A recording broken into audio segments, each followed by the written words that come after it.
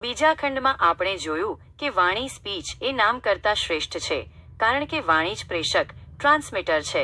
પણ હવે પ્રશ્ન એ થાય કે વાણીને બોલવા માટે મજબૂર કોણ કરે છે? શબ્દો ક્યાંથી ફૂટે છે? આ પ્રશ્નનો ઉત્તર આપવા માટે ભગવાન સનતકુમાર નારદ મુનિને ત્રીજા ખંડમાં લઈ જાય છે, જ્યાં મન માઇન્ડના ગહન રહસ્યો ઉકેલાય છે. તમારી જિજ્ઞાસા મુજબ આ ખંડનું અત્યંત વિસ્તૃત અને તાર્કિક વિશ્લેષણ નીચે મુજબ છે. 7મો અધ્યાય, ખંડ 3, મનનું સામર્થ્ય અને સર્વોપરિતા. 1. જિજ્ઞાસાની આગલી કડી. નારદ મુનિ હવે સમજી ગયા છે કે જ્ઞાન માત્ર માહિતીના સંગ્રહ નામમાં નથી, કે માત્ર તેની અભિવ્યક્તિ વાણીમાં નથી. તેમણે સનતકુમારને પૂછ્યું, અસ્તિ ભગવો વાચો ભૂયિતિ. હે ભગવન, શું વાણીથી પણ શ્રેષ્ઠ કંઈ છે? સનતકુમારે ગંભીરતાથી ઉત્તર આપ્યો, મનો વાવ વાચો ભૂયઃ. હા નારદ, મન એ વાણી કરતાં ચોક્કસપણે મહાન અને શ્રેષ્ઠ છે.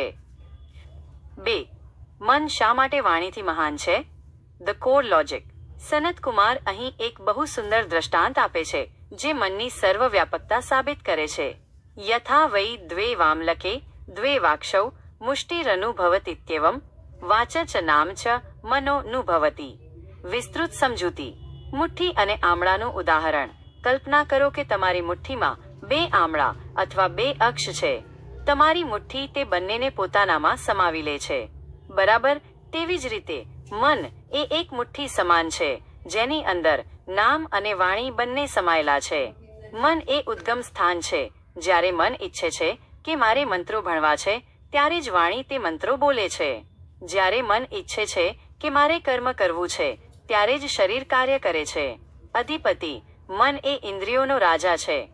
જો મન બીજે ક્યાંક હોય તો આંખ સામે હોવા છતાં આપણને કશું દેખાતું નથી, અને કાન હોવા છતાં સંભળાતું નથી. તેવી જ રીતે મન વગરની વાણી માત્ર અવાજ છે, સંવાદ નથી. માટે ગણિતની દ્રષ્ટિએ જોઈએ તો. 3. વિચાર અને સંકલ્પનું વિજ્ઞાન. સનતકુમાર સમજાવે છે કે મન માત્ર સંગ્રહ સ્થાન નથી, પણ તે પ્રોસેસર છે. તમે જે કંઈ પણ શીખ્યા છો, નામ અને જે કંઈ પણ બોલો છો, વાણી, તે મનના માધ્યમથી જ ફિલ્ટર થાય છે. મન જ નક્કી કરે છે કે કયા શબ્દનો ઉપયોગ ક્યારે કરવો. જો મન અશુદ્ધ હોય તો વાણીમાં વિષ ઘોળાય છે. જો મન શુદ્ધ હોય તો વાણી અમૃત જેવી બને છે. 4. મનની ઉપાસના. Meditation on mind as Brahman. ભગવાન સનતકુમાર નારદને માર્ગદર્શન આપે છે. મનો બ્રહ્મેત્યુપાસિત. મનને જ બ્રહ્મ, પરમાત્માનું સ્વરૂપ માનીને તેની ઉપાસના કર. મન ઉપાસનાનું ફળ, જે મનુષ્ય મનને કાબૂમાં રાખીને તેની બ્રહ્મ તરીકે સેવા કરે છે, તેને અદ્ભુત સ્વાતંત્ર્ય પ્રાપ્ત થાય છે. સ યો મનો બ્રહ્મેત્યુપાસ્તે યાવન મનસો ગતન તત્રાસ્ય યથા કામચારો ભવતી. જ્યાં સુધી મનની ગતિ છે, ત્યાં સુધી તે મનુષ્ય સ્વતંત્ર વિહાર કરી શકે છે.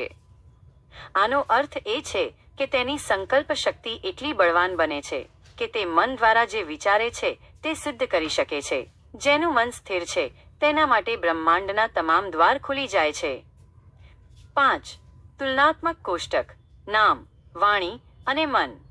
સ્તર, તત્વ, ભૂમિકા, મર્યાદા. 1. નામ, નેમ. ઓળખ અને માહિતી. તે જડ છે, જાતે પ્રગટ થઈ શકતું નથી. 2. વાણી, વાક, પ્રકટીકરણ અને વહન. તે માત્ર માધ્યમ છે, વિચાર વગર બોલી શકતું નથી. 3. મન, મનાસ, કેન્દ્ર અને સંચાલક. તે નામ અને વાણી બંનેનો આધાર છે. 6. આધુનિક મનોવિજ્ઞાન અને ઉપનિષદ. આજે આધુનિક વિજ્ઞાન કહે છે કે માઇન્ડ ઓવર મેટર. ઉપનિષદોએ હજારો વર્ષ પહેલા કહ્યું હતું કે મન જ બંધન અને મુક્તિનું કારણ છે. જો મન નામ બહારની માહિતીમાં જ અટવાયેલું રહે તો તે સંસારી છે.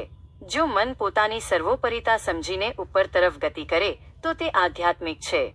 સનતકુમાર નારદને એ સમજાવવા માંગે છે કે તું જે શાસ્ત્રો ભણ્યો છે, નામ અને જે મંત્રો બોલે છે, વાણી, તેનાથી ઉપર ઉઠીને તારા મનને જો.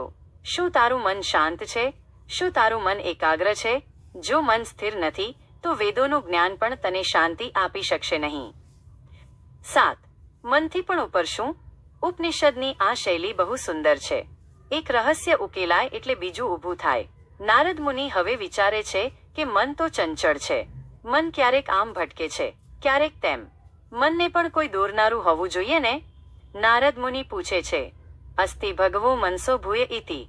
હે ભગવન, શું મનથી પણ શ્રેષ્ઠ કંઈ છે? ઋષિ સનતકુમાર જવાબ આપે છે, સંકલ્પો વાવ મનસો ભૂયઃ.